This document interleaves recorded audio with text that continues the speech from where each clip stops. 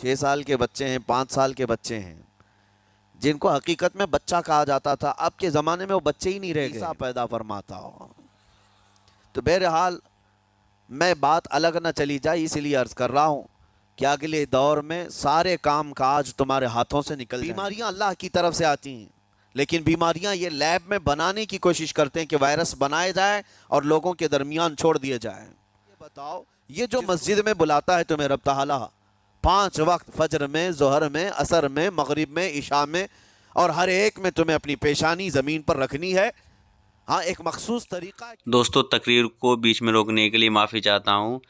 دوستو آپ سبھی سے گزارش ہے کہ اگر آپ ہمارے چینل پر آئے ہو تو چینل کو سبسکرائب ضرور کر لیں۔ یہ دوستو مفتی سلمان اجری کی تقریر ہے جو آپ پوری دیکھیں اور اس کو دیکھنے کے ساتھ ساتھ اپنے دوستوں میں شیئر ضرور کریں جس سے اسلام کے بارے میں انہیں بھی جانکاری ہو۔ دوستو آپ تقریر پورا سنیے اور کمنٹ میں اپنی رائے ضرور دیجیے۔ اللہ تعالیٰ یوں فرماتا ہے اقترب للناس حسابہم، لوگوں کے حساب کا وقت قریب آ چکا، وہم فی غفلت معرضون، اور وہ اترائے ہوئے غفلت میں پڑے ہوئے ہیں، منہ پھیرے ہوئے ہیں۔ لوگوں کو اس بات کا اندازہ ہی نہیں کہ حساب کا دن کتنا سخت ہونے والا ہے۔ میرے عزیزو، جب نبی پاک صلی اللہ تعالیٰ علیہ وسلم نے یہ ارشاد فرمایا کہ میں اور قیامت ایسے ہیں جیسے 2 انگلیاں قریب ہیں، 1400 سال پہلے رسول پاک صلی اللہ علیہ وسلم نے یہ فرمایا تھا کہ قیامت اتنی قریب ہے جتنا 2 انگلیاں قریب ہیں۔ اور اب کے زمانے میں تو قیامت کے سلسلے میں جو حضور پاک صلی اللہ تعالیٰ علیہ وسلم نے نشانیاں بتائی تھی وہ تقریباً پوری ہو گئیں، بڑی نشانیوں کو چھوڑ کر۔ اور یہ بھی حدیث پاک میں ہے کہ اگلا زمانہ اتنی تیز گزرے گا کہ تمہیں اس کا اندازہ ہی نہیں ہوگا، زمانوں پر زمانے آتے چلے جائیں گے۔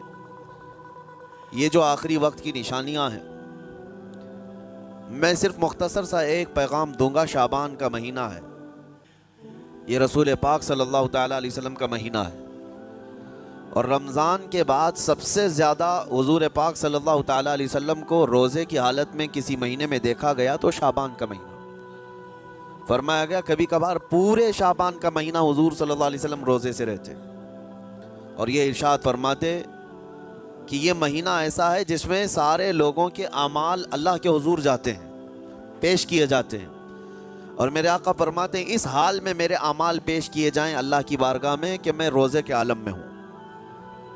جب میرے اعمال پیش کیے جائیں اللہ کی بارگاہ میں تو میں روزے کی حالت میں ہوں۔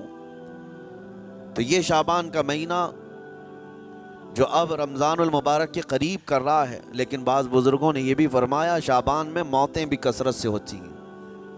لوگوں کا یہاں پر حساب کتاب 15ویں شعبان کو جو اب شب برات آنے والی ہے لکھ دیا جاتا ہے، سال بھر میں کیا کیا ہونے والا ہے، کتنے لوگ جانے والے ہیں۔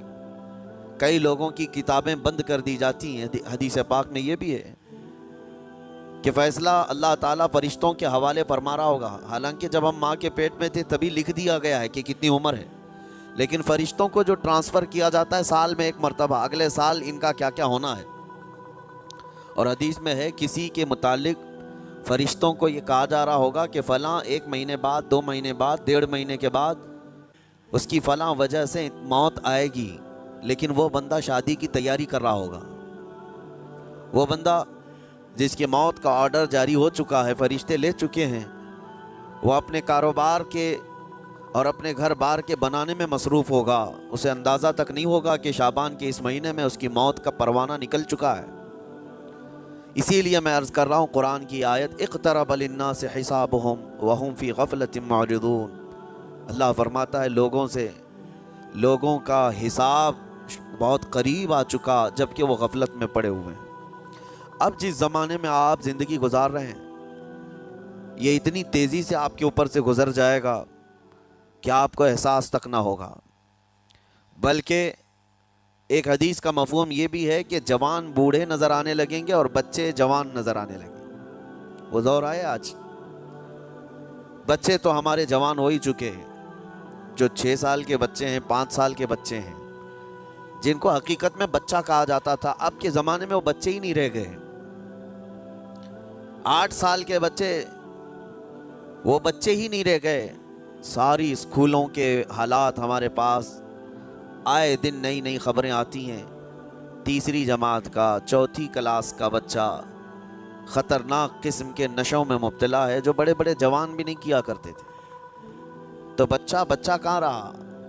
हुजूर पाक सल्लल्लाहु तआला अलैहि वसल्लम ने फरमाया था बच्चे जवान लगेंगे और जवान बूढ़े। और जवानों की हालत ये है कि सारे मज़े अपने बचपन में इतने कर लिए कि जवानी में ताकत ही ख़त्म हो गई। 25 साल की उम्र में ऐसे लगते हैं जैसे कि बुढ़ापा आ गया, कमज़ोरियाँ आ गई। 30 साल पहले के दौर में 40 साल को भी जवानी कहा जाता था। अब के दौर में 40 साल तो बुढ़ापा हो गया।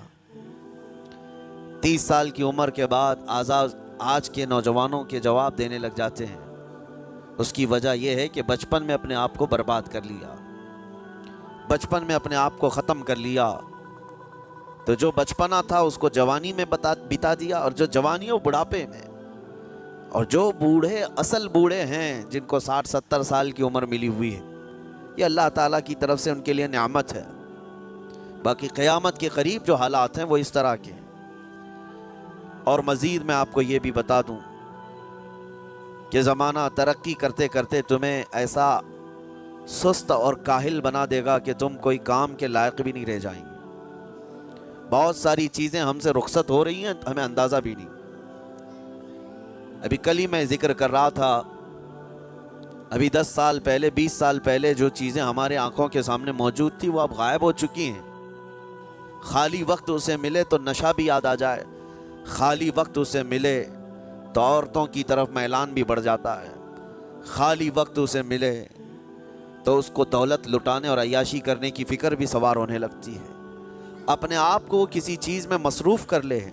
और सबसे बेहतरीन मसरूफ़ियत क्या है? अल्लाह और उसके रसूल का ज़िक्र पाक है। ये सबसे बेहतरीन मसरूफ़ियत है कि तुमने अपने आप को इसमें मसरूफ़ कर रखा तो अल्लाह ताला दुनिया की तमाम मसरूफ़ियतों से तुम्हें आज़ाद कर देगा, बुराइयों से आज़ाद कर देगा। कुरान में रब ताला फरमाता है वक़ालू हस्बुनल्लाहु व निअमल वकील, जिन्होंने ये कहा हमारा रब हमारे लिए काफ़ी है, हमारा अल्लाह हमारे लिए काफ़ी है, और क्या ही बेहतरीन मददगार है, क्या ही बेहतरीन वकील है। जिसने ये कहा, अल्लाह फरमाता है उसके फ़ौरन बाद आयत आई फ़नक़लबू बिनिअमतिन मिनल्लाहि व फ़ज़लिन लम यमससहुम सू। अल्लाह उन लोगों को अपनी ख़ास नेमतों में ले जाएगा, ऐसी जगह जहाँ कोई बुराई उन्हें छू भी ना सकेगी। जिन्होंने अल्लाह की बारगाह में ये कहा हस्बुनल्लाहु व निअमल वकील। आगे भी है दूसरी आयत है निअमल मौला व निअमल नसीर।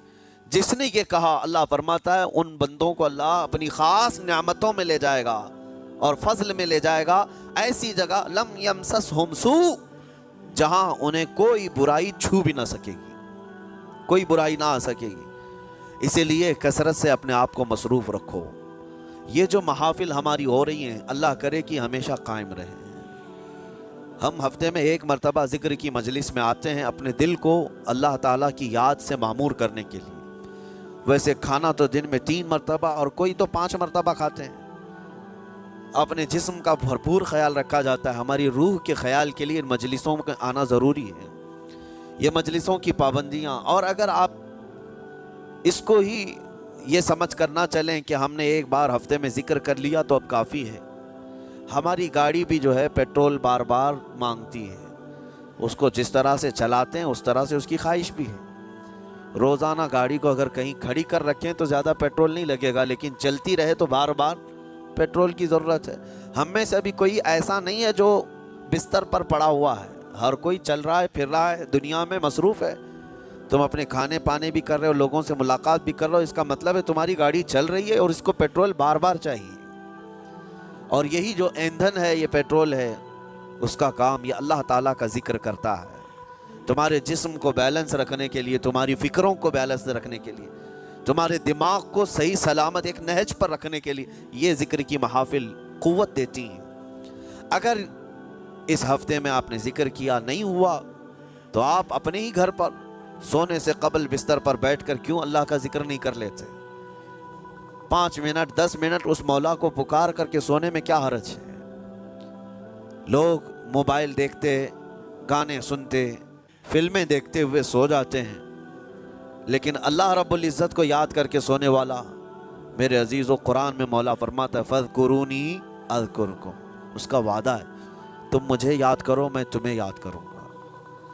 اور اس کی تفسیر میں اللہ تعالیٰ کے اس قول میں، اس فرمان کی تفسیر میں بزرگوں نے فرمایا اللہ کیسے یاد کرتا ہے بندے کو؟ اللہ بندے کو کیسے یاد کرتا ہے؟ جب تم اس کی یاد میں مصروف رہے، اپنے آپ کو بزی کر رکھا، اللہ تمہیں کیسی جگہ یاد کرتا ہے؟ فرماتے ہیں مفسرین کہ بندہ تو لوگوں میں اللہ کو یاد کیا، اور اللہ بندے کو فرشتوں میں یاد کرتا ہے۔ فرشتوں کے درمیان تمہارا ذکر ہونے لگتا ہے کہ فلاں کا بیٹا فلاں آج میرا ذکر کر رہا تھا۔ آج محفل ذکر سے جتنے نکلیں گے اللہ کریم ہمارا ذکر فرشتوں میں ضرور فرمائے گا، فرشتوں میں ضرور ذکر ہوگا کہ فلاں بندہ آج ذکر میں مشغول تھا۔ اور پھر یہ بھی فرمایا بزرگوں نے، مفسرین نے، کہ اللہ تعالیٰ وہاں یاد کرتا ہے جہاں فرشتے ہوں، فرشتوں کی محفل میں تمہارا ذکر۔ اور اس کے علاوہ یہ بھی فرمایا گیا کہ تم دنیا میں زندگی میں اسے یاد کرتے تھے، اور وہ تمہیں مرنے کے بعد قبر میں یاد کرے گا۔ جب دنیا تمہیں چھوڑ دیتی ہے تب اللہ تعالیٰ تمہیں یاد فرماتا ہے۔ فَاذْكُرُونِي أَذْكُرْكُمْ کا مطلب یہ ہے وہ تمہیں یاد فرمائے گا، لیکن اس کے لیے کثرت سے تم اللہ کو یاد کرو، اللہ کو یاد کرو۔ تو بہرحال میرے عزیزو، قیامت کی نشانیاں جو ہم نے آج مختصر آپ کے سامنے رکھی، وہ بہت تیزی سے تمہارے سروں پر آ رہی ہیں، اور تمہارے ہاتھوں سے بہت سارے کام اب چھن جائیں گے۔ ابھی آپ ترقیات میں خوشی سے بات کرتے ہوئے بیٹھتے ہیں نا، ڈسکس کرتے رہتے ہیں کہ سنا ہے ایسی کار آ رہی ہے کہ وہ اب بغیر ڈرائیور کے چلے گی، روبوٹ سے چلے گی۔ اس کو تو ہم خوشیوں میں ڈسکس کرتے ہیں کہ اچھا ایسا ہونے والا ہے۔ پہلے ایسا تھا کہ موبائل آپ بٹن کے دباتے تھے، کسی نے اگر خبر کر دیا کہ نہیں بعد میں صرف ٹچ کرنے سے آتا ہے تو آپ کہتے اچھا ایسا بھی آنے والا ہے۔ لیکن آپ کوئی کہے تو آپ کو کوئی تعجب نہیں، ٹچ اسکرین، کوئی تعجب کی بات نہیں، بنا ڈرائیور کے گاڑیاں آ جائیں گی۔ اس طرح ہوتے ہوتے نظام زندگی اس قدر بدل جائے گا، اس قدر بدل جائے گا۔ آج میری یہ بات نوٹ کر کے رکھ لیں، زندگی باقی رہی تو 10 سال بعد انشاءاللہ ہم ملاقات کریں گے، اگر اللہ نے زندگی باقی رکھی، اور اس کے بعد پھر ہماری یہ باتیں میچ کر کے دیکھیں کہ کیا کیا ہوا ہے اور کیا کیا دنیا بدل چکی۔ اسی لیے میں کوئی بھوشمانی نہیں کر رہا ہوں، اور نہ ہی کوئی جوتش بابا ہوں طوطا لے کر جو بیٹھتا ہے، یا تمہارے ہاتھوں کی لکیریں دیکھ کر کے کوئی فیوچر بولنے والا نہیں۔ مصطفیٰ کریم صلی اللہ تعالیٰ علیہ وسلم کی احادیث سے جو قیامت کے قریب ہونے والے، رونما ہونے والے واقعات ہیں، میں ترجمانی کر رہا ہوں حضور کی حدیثوں کی، اس لیے کہ ہمیں پتہ ہے دنیا کے سارے سائنسدان جھوٹ بول سکتے ہیں، مدینے والے کی بات جھوٹ نہیں۔ میرے آقا صلی اللہ تعالیٰ علیہ وسلم کا فرمان جھوٹا نہیں ہو سکتا۔ اس لیے اگلا دور جو آ رہا ہے وہ بڑا سخت ترین ہے۔ اب آپ دیکھیں، محنت سے عاجز، ہر چیز سے محنت سے تمہیں نکال لینا ہے۔ میں نے تو لکھنے پڑھنے کی ایک مثال دی کہ تمہارے ہاتھوں سے قلم چلا جائے گا، تمہارے پاس سے کتابیں جو پرنٹ ہوتی تھی یہ بھی چلی جائیں گی، بس تم موبائل میں آڈیو کتابیں سنتے رہو۔ اور دور تو ایسا ہوگا کہ کچھ لکھنا بھی ہے، وہ بھی ابھی آ ہی چکا ہے، وائس کمانڈ جو ہوتا ہے اس کو بولو وہ لکھ کر کے دے دے گا۔ تم اس میں موبائل میں جو بولو گے وہ ٹائپ بھی ہو جائے گا۔ تو جب آپ کے بولنے سے سب لکھ بھی جاتا ہے تو قلم اٹھانے کی ضرورت کیا ہے؟ قلم چھوٹ گیا تمہارے ہاتھ سے، یہ سب چیزیں چھوٹ جائیں گی آگے۔ اب دور کے متعلق پیشین گوئیاں بعض سائنسدانوں نے یہ بھی کی ہیں کہ بچے پیدا کرنے کے لیے شادی ہونا بھی ضروری نہیں۔ یہ دنیا کا پلان ہے، یہ میں فطرت خداوندی کو نہیں بتا رہا، اللہ کے قانون کے خلاف ہے، لیکن دنیا یہ بھی چاہتی ہے کہ شادی کی بھی ضرورت نہیں، بچے ہم لیب میں پیدا کریں گے، لیبارٹری کے اندر ماں کی جیسے رحم دانی ہوتی ہے، بچہ دانی، آرٹیفیشیل اس کو تیار کر کے اس کے اندر کسی مرد کے نطفے کو رکھ کر اس کو وہیں پروان دیا جائے گا۔ نہ کسی یہ شادی کی ضرورت ہے، نہ کوئی عقد، نہ کوئی ایگریمنٹ، کچھ نہیں۔ جس کو بچہ چاہیے وہ لیب سے خرید لے۔ ہر طرح کی چیزوں سے تمہیں عاری کر دیا جائے. ابھی تو بہت سارے لوگ سوال بھی کرتے ہیں ہم سے ٹیسٹ ٹیوب بیبی کے متعلق، جس کو بچے نہیں ہو رہے ہیں، کیا وہ اس طرح سے ٹیسٹ ٹیوب بیبی سے جو آج ایک طریقہ کار ہے بچے پیدا کر سکتے ہیں یا نہیں؟ اس کے کئی طریقے ہیں سائنس میں کہ اسی مرد کا نطفہ اسی کی عورت میں رکھ کر کے اس کو پروان دیا جائے، اور بعض دوسرے طریقے کہ کسی دوسرے کا لا کر اس کی عورت میں رکھ دیا جائے. یہ تو سراسر حرام ہے، زنا ہے. لیکن ائمہ اکرام فقہاء اکرام نے حلال رشتے کے اندر ہی مرد اور عورت جو شادی شدہ ہیں ان کو بھی اس طریقے سے بچہ حاصل کرنے کی اجازت نہیں تھی. وہ ناجائز ہے، ناجائز ہے. بچے دینا یہ اللہ کی شان ہے. حضرت ابو ہریرہ رضی اللہ تعالیٰ عنہ حضور صلی اللہ علیہ وسلم کی بارگاہ میں حاضر ہوئے، عرض کرتے ہیں عرب والے لوگ عزل کرتے ہیں یا رسول اللہ، یعنی بچے نہ ہونا نہیں چاہیے کسی کو، تو پریکاشن لیتے تھے وہ لوگ. اس کا طریقہ کار ان کا الگ تھا عربوں کا. وہ انزال نہیں کرتے، اس سے پہلے جدا ہوتے. حضرت ابو ہریرہ رضی اللہ تعالیٰ عنہ نے حضور کی بارگاہ میں پوچھا کہ ایسا کیا کرنا کیسا ہے؟ نبی پاک صلی اللہ تعالیٰ علیہ وسلم نے ارشاد فرمایا اگر رب تبارک و تعالیٰ چاہے تو بھی بچے عطا کرے گا. کوئی عزل کر لے الگ ہو جائے، اگر مولا کو دینا ہو تو اس حال میں بھی اللہ تعالیٰ بچے عطا کرے گا. جو مولا بغیر باپ کے عیسیٰ پیدا فرماتا ہو. تو بہرحال میں بات الگ نہ چلی جائے اس لیے عرض کر رہا ہوں کہ اگلے دور میں سارے کام کاج تمہارے ہاتھوں سے نکل جائیں گے، عاری کر دیا جائے گا اور تمہیں سست اور کاہل بنا دیا جائے گا. اور جب بندے کے پاس کوئی کام ہی باقی نہ رہے تو اس کا دماغ شیطانی بن جائے گا اور شیطان اس کو ہانکتا رہے گا صبح سے شام تک، شام سے صبح تک. اور میں آپ کو بتا دوں دنیا یہ چاہتی ہے کہ رات کو دن بنا دے، یعنی کوئی رات کا تصور ہی نہ رہے، نہ اندھیرا ہے نہ ہی کوئی اس طرح کی تاریکی، بلکہ پورا ٹوٹل 24 آورز ایسا ہی اجالا دکھنا چاہیے. تمہاری نیندیں ختم ہوں، کسی کے لیے بھی اندھیرا ہو گیا چلو سوئیں. یہ اللہ کے جتنے نظام ہیں اس سے یہ دنیا چھیڑ چھاڑ کرنے کی کوشش کر رہی ہے. یہ جو خفیہ طاقتیں ہیں دنیا کو جو چلا رہی ہیں، وہ فری میسن ہوں اور سیکریٹ تنظیمیں جو آج دنیا میں کام کر رہی ہیں، وہ قانون خداوندی سے چھیڑ چھاڑ کرنا ان کی فطرت عادت ہے. ہر چیز جو اللہ تعالیٰ کی بنائی ہوئی، پہاڑوں کو اپنی جگہ سے ہٹا دینا. عرب میں آج پتہ ہے آپ کو، سعودی میں سب سے زیادہ پہاڑ کاٹے جا رہے ہیں. پہاڑ اتنے کاٹتے ہیں وہ، پورے کے پورے پہاڑوں کو انہوں نے زمین سے الگ کر دیا اور وہاں پہاڑ کا وجود ہی نہیں. مکہ میں جا کر آپ دیکھ لیں، مدینے میں جا کر دیکھ لیں، 4 سال 5 سال کنٹینیو کئی مشینیں لگا کر کے پورے پہاڑ کو صاف کر دی. پتھر کے پہاڑ. اصل میں یہ نظام قدرت ہے، پہاڑ یوں ہی نہیں بنائے اللہ نے زمین پر. والجبال اوتادا، یہ میخ بنا کر کے اس میں گاڑ دیے گئے تاکہ زمین ہلنے نہ پائے. زمین پانی پر ہے، اور جب پہاڑوں سے چھیڑ چھاڑ کیا جائے گا زمینوں میں زلزلے آئیں گے، ادھر سے ادھر زمین ہل جائے گی. اور تو اور انہوں نے اپنی ٹیکنالوجی کو بڑھاتے بڑھاتے قانون خداوندی میں چھیڑ چھاڑ کے لیے کیا نہیں کیا. انہوں نے جعلی اور آرٹیفیشل ارتھ کویک لانے کی کوششیں کی، مصنوعی زلزلے، مصنوعی بارش ہوتی نہیں، لیکن پورے کلاؤڈ کو جمع کر کے، بادلوں کو جمع کر کے ایک جگہ اور پھر اس کو کیمیکل کے ذریعے سے پانی برسا دیا جائے. لوگوں کو لگتا ہے کہ ابر چھا گیا اور پانی آنے لگ گیا، یعنی بارش بھی مصنوعی برسائی جائے، ہوائیں بھی مصنوعی چلائی جائیں، پہاڑ بھی کاٹ دیے جائیں، جعلی زلزلے لائے جائیں. سونامی کو بھی لانے کی ترکیبیں ان لوگوں نے سوچی کہ زیر زمین جو لاوا ہوتا ہے اس کے اندر دھماکہ کر دیا جائے تاکہ پانی کی موجیں بے قابو ہو کر بہت زیادہ لہریں اٹھ جائیں اور دنیا میں تباہی مچائیں. بیماریاں اللہ کی طرف سے آتی ہیں، لیکن بیماریاں یہ لیب میں بنانے کی کوشش کرتے ہیں کہ وائرس بنائے جائے اور لوگوں کے درمیان چھوڑ دیے جائے، جس کو آج دنیا کی بڑی طاقتیں بایو ویپن کا کہتی ہیں. یعنی ہتھیار صرف گولہ بارود بندوق اور میزائل ہی نہیں ہے، ہتھیار یہ وائرس بھی ہیں، کیمیکل بھی ہے دوائیوں کی شکل میں.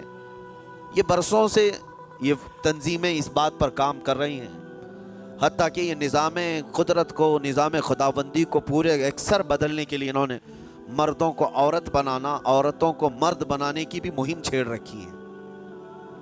ٹرانسجینڈر، ان سب کو خاص قانونی حق دیا جائے گا، اور مرضی سے آدمی اپنے جینڈر کو، اپنی جنس کو چینج کروا لے. یہ قانون خداوندی میں چھیڑ چھاڑ ہے نہیں.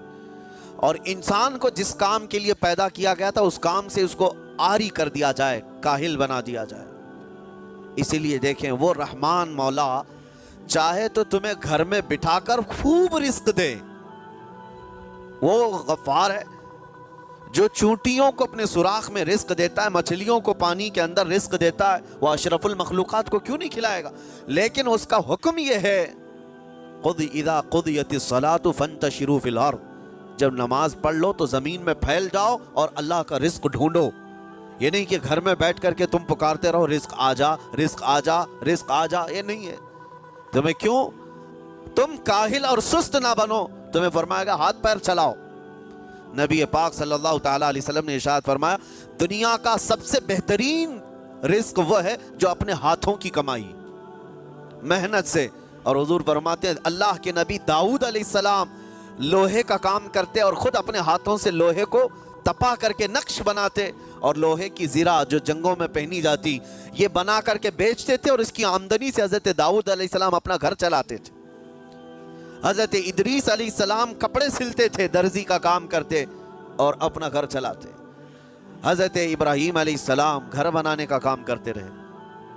اسی لیے نبی پاک صلی اللہ تعالیٰ علیہ وسلم نے فرمایا اللہ کے سارے نبی اپنے ہاتھوں کی کمائی کھایا کرتے تھے، کوئی گھر بیٹھ کر کے نہیں. جو لوگوں کو آج یہ شوق ہے کہ بس کسی کو جائیداد میں کچھ پراپرٹی ملی تو کرائے پر چڑھا دو اور کرایہ کھاتے رہو. کیوں محنت کرنا ہے؟ کوئی کام کیوں کرنا ہے؟ میں یہ نہیں کہتا کہ کرایہ مت کھاؤ، کھاؤ کرایہ، لیکن اپنے جسم کو ایسا کاہل اور سست بناؤ گے تو یہ شیطان کی آماجگاہ بن جائے گا دماغ، اور اتنے گناہ کرنے لگ جاؤ گے کہ تمہارے کنٹرول میں نہیں رہے گا. تم اس کو جتنا خالی اور سست چھوڑو گے. یا آلریڈی جو سائنسدانوں نے چوہوں پر ایکسپیریمنٹ کر کے جو دیکھا، اکثر ایسا ہوتا ہے کہ چوہوں پر جو تجربہ کیا جاتا ہے انسان کے فطرت سے بہت زیادہ میل کھاتا ہے چوہوں کی طبیعت. اسی لیے آپریشن تھیٹر میں بھی سکھانے کے لیے چوہے اور مینڈک کا استعمال ہوتا ہے. دوائیاں بھی جو سب سے پہلے بنتی ہیں وہ چوہوں کو کھلا کر دیکھی جاتی ہیں. انسان کی طبیعت زیادہ اس سے میل کھاتی ہے. تو جو چوہوں کو ساری سہولیات دے دی گئی تھی تو وہ آپس میں شہوت میں مبتلا ہو گئے اور ایک دوسرے کا قتل کرنے لگے. یہی حال انسانوں کا بھی ہوگا. جب ان کو ساری سہولیات ایک جگہ مل جائیں گی تو یہ ایک دوسرے کا قتل شروع کر دیں گے. یہ کثرت سے گناہ کرنے لگیں گے اور ایک دوسرے کا قتل کریں گے. اسی لیے آپ کو میں جو بات کہہ رہا تھا وہ ادھوری رہ گئی. وہ رب تبارک و تعالیٰ چاہے تو گھر بیٹھا کر تمہیں کھلائے، لیکن آپ مجھے یہ بتاؤ، یہ جو مسجد میں بلاتا ہے تمہیں رب تعالیٰ 5 وقت، فجر میں، ظہر میں، عصر میں، مغرب میں، عشاء میں، اور ہر ایک میں تمہیں اپنی پیشانی زمین پر رکھنی ہے. ہاں، ایک مخصوص طریقہ ہے. کیوں؟ اللہ کریم کیا تمہارے ان اعمال کا محتاج ہے؟ محتاج ہے رب تعالیٰ کہ تم جتنے سجدے کرو گے اس کا پاور بڑھے گا، اس کی طاقت بڑھے گی، تمہاری عبادتوں سے اس کے خزانے بڑھیں گے؟ کچھ نہیں ہونا ہے. وہ بے نیاز ہے، اللہ الصمد، وہ بے نیاز ہے. لیکن تمہیں یہ جو پریکٹس کرائی جاتی ہے وہ اسی لیے کہ تم سست اور کاہل نہ بنو. کسی گاڑی کو زیادہ دن گیریج میں رکھ دیا جائے، چاہے وہ نئی کیوں نہ ہو، زنگ لگ جاتا ہے اور اس کے بعد پھر اس کے اندر خرابیاں شروع ہو جاتی ہیں. انسان اپنے آپ کو اسی طرح کاہل رکھ دے، سست رکھ دے، تو پھر اس کے اندر بھی عجب عجب قسم کی بیماریاں، وہ گناہوں کی بیماریاں بھی شروع ہوتی ہیں اور جسمانی بیماریاں بھی شروع ہوتی ہیں. اسی لیے تمہیں 5 وقت یہ پریکٹس بھی کرائی جاتی ہے کہ نمازیں پڑھتے رہو، اپنے آپ کو بزی رکھو. تم بار بار پیشانی زمین پر جھکاؤ اور اٹھاؤ، جھکاؤ اٹھاؤ. یہ پریکٹس اسی لیے کرائی جاتی ہے کہ تمہارا جسم سست اور کاہل نہ رہے. اللہ کریم بندوں کے تمام مصالح اور ان تمام हाजतों को बेहतर जानता है कि बंदा किस में बेहतर तरक्की कर सकता है। इसीलिए मेरे अजीज़ों, अपने आप को खाली मत छोड़ो, अपने आप को खाली मत छोड़ो। और वक्त हमारे पास इतना कम है कि हिसाब देने के वक्त हमें सबको पता चल जाएगा। क़यामत के दिन ये भी रिवायत में मिलता है कि बंदा ये याद करेगा कि मेरे पास इतना वक्त था, काश मैं कुछ ना करता तस्बीह लेकर बैठा होता, काश मैं कुछ ना करता दुआएं कर रहा होता, तो अल्लाह तबारक व तआला उसका बदला मुझे क़यामत में अता करता। लेकिन जिन्होंने अपने औकात को यहाँ पर खाली गंवा दिए, फजूल में बर्बाद किए, वो बहुत पछतावे में होंगे, बहुत पछतावे में होंगे। जितना वक्त अपने पास बाकी है इसको मसरूफ़ कर दो, इसको मसरूफ़ कर दो। अल्लाह करीम हम सबको गुज़रे हुए तमाम बुराइयों के कफ़ारा अदा करने की तौफ़ीक़ अता फरमाए। रब तबारक व तआला हमें सुस्ती और काहिली से महफूज फरमाए। दोस्तों, वीडियो देखने के लिए आपका बहुत बहुत शुक्रिया। दोस्तों, अगर आप हमारे चैनल पर नए आए हो तो चैनल को सब्सक्राइब करके ज़रूर रखें, क्योंकि हम अपने चैनल पर ऐसे ही कंटेंट बनाते रहते हैं। तो दोस्तों, मिलते हैं अगली वीडियो में।